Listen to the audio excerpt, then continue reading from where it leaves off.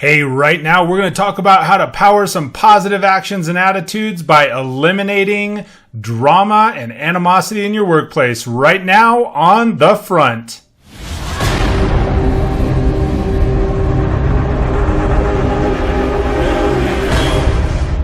Hello everyone, my name is Mike Phillips. I'll be your host this afternoon on another episode of The Front. We're on number 15 now, I think. So thank you for taking the time to join me. I sure appreciate it. As always, you can tune in to my video podcast episodes at leadtheteam.tv. You can also check it out on iHeartRadio. You can check it out on Google Play and on iTunes as well for the audio version of the podcast. Please, by all means, participate in the discussion down below because I'd like you to share your opinions, your comments, and often they lead to a really excellent future show. So, thank you for joining me this afternoon. We're talking about how to eliminate negativity, animosity, gossip, drama, all the other crappy stuff you can think about that happens in a workplace when you are in a leadership or management role. So, first off, as a leader, you've got to understand that you absolutely cannot accept drama and negativity.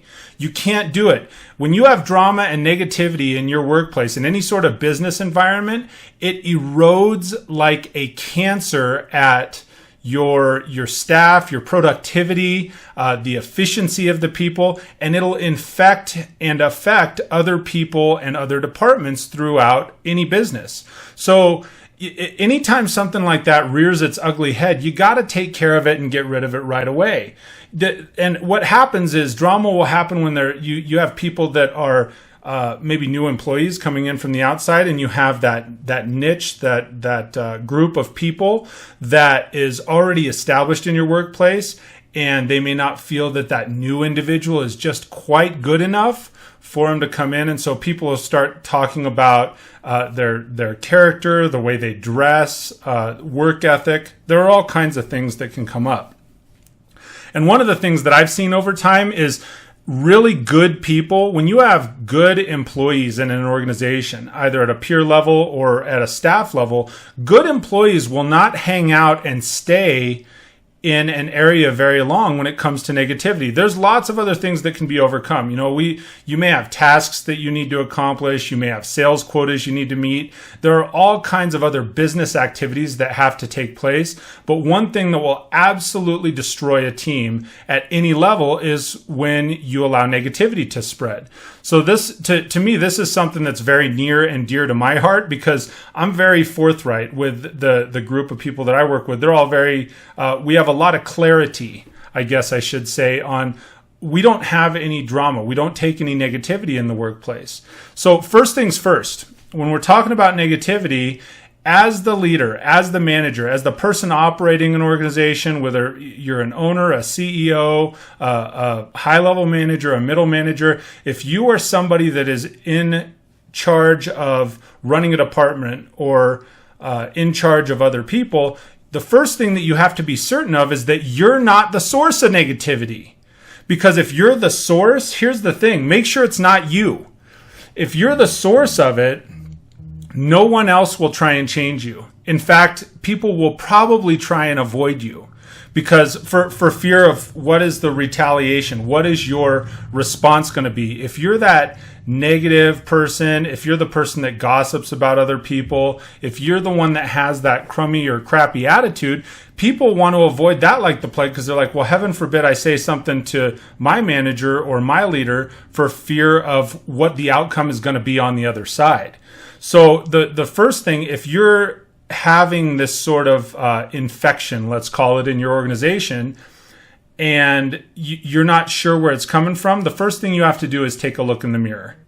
And you have to be certain that it's not you, that you're not the person, get real introspective on yourself, that you're not the person that is allowing something like this to take place. If it's your failure to be positive, if you're the person that's presenting a negative aura or that has the bad work ethic, then you've got work to do. You got to work on yourself before you can talk to the rest of the people around you to make sure that you're uplifting and bringing that workplace into a real positive light. So here I'm going to offer you 5 simple steps, 5 easy steps on eliminating and keeping negativity, keeping the crumminess and the crappiness out of your work environment.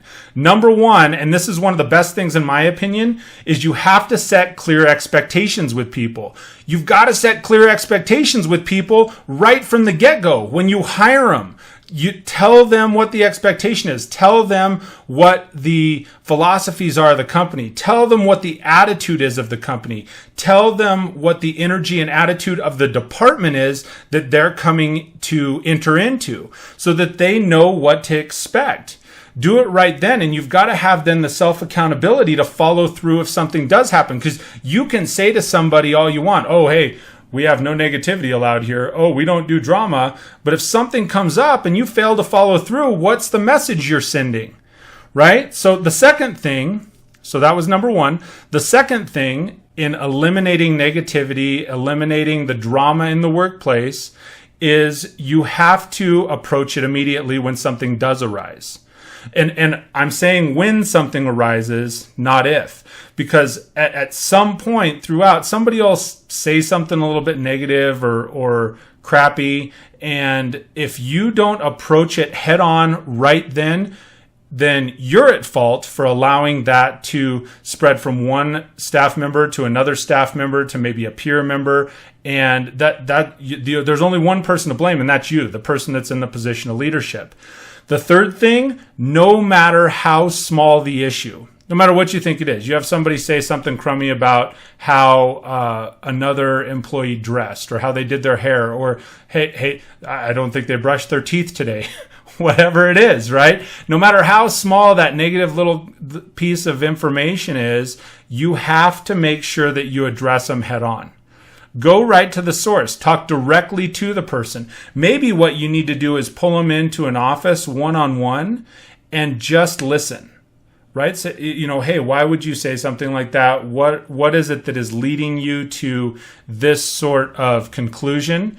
And just by lending an ear sometimes and letting the individual get it off their chest, by allowing them to say it out loud and addressing the issue head on with them, a lot of times they'll say, well, gosh, that really sounds dumb, or wow, I shouldn't have said that. And they'll come to their own rescue, so to speak. They'll come to their own realization. And a lot of times then the correction's really, really easy. Number 4, if more than one person is involved, then get them both, or 3 or 4 or whomever it is, then get them all involved. If more than one person's there, get all parties in the conversation, and then you help as the leader to mediate it and steer it positively.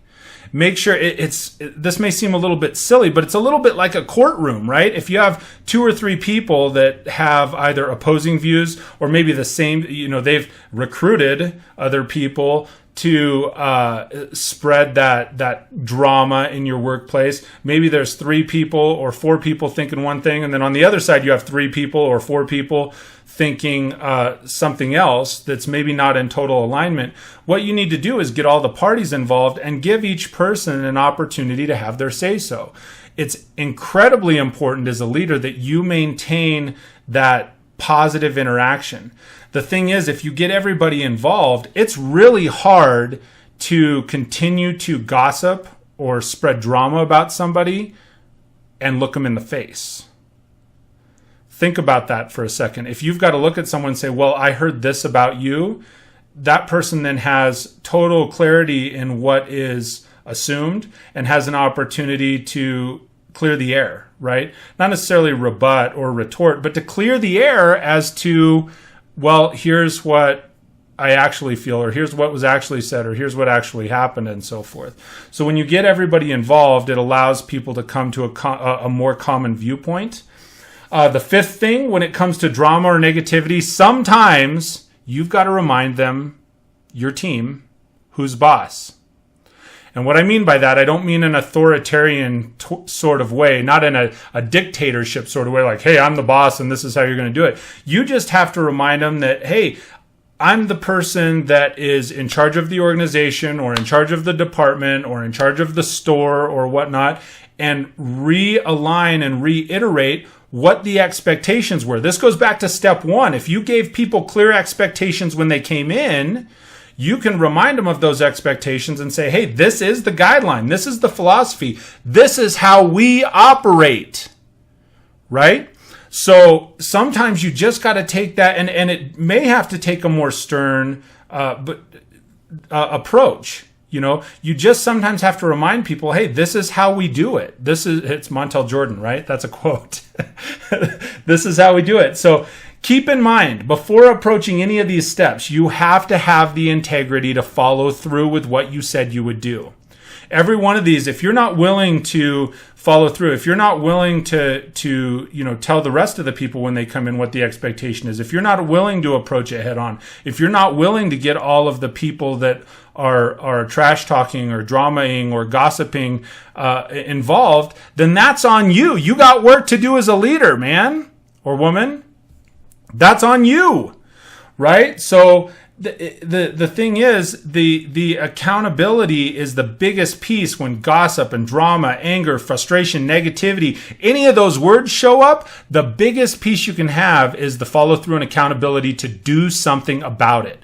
Take action as a leader, hit it head on, and do it. So I'm going to run back through. Like I said, there's 5 steps that will allow you to eliminate and keep eliminated negativity, gossip, and drama in your workplace, because you don't want that crap anyway. So the 5 steps: number 1, set clear expectations. 2, approach it immediately. 3, approach it head on. 4, include all parties in the group so that they can come to a common ground, and you have to be the mediator. And 5, sometimes you got to remind people who the boss is. So that is my message for today. Thank you so much for joining me with Lead the Team and The Front. Again, my name is Mike Phillips. Please check it out at leadtheteam.tv. If you're tuning in and watching this on YouTube right now, please do me a favor. Hit the subscribe button down there. I would sure appreciate it. If you're tuning in on the podcast, please check the button so that it'll give you alerts when I release a new one. I do it every Wednesday and Sunday. Thank you all for spending a little bit of time with me today, and I hope you have an absolutely fantastic day.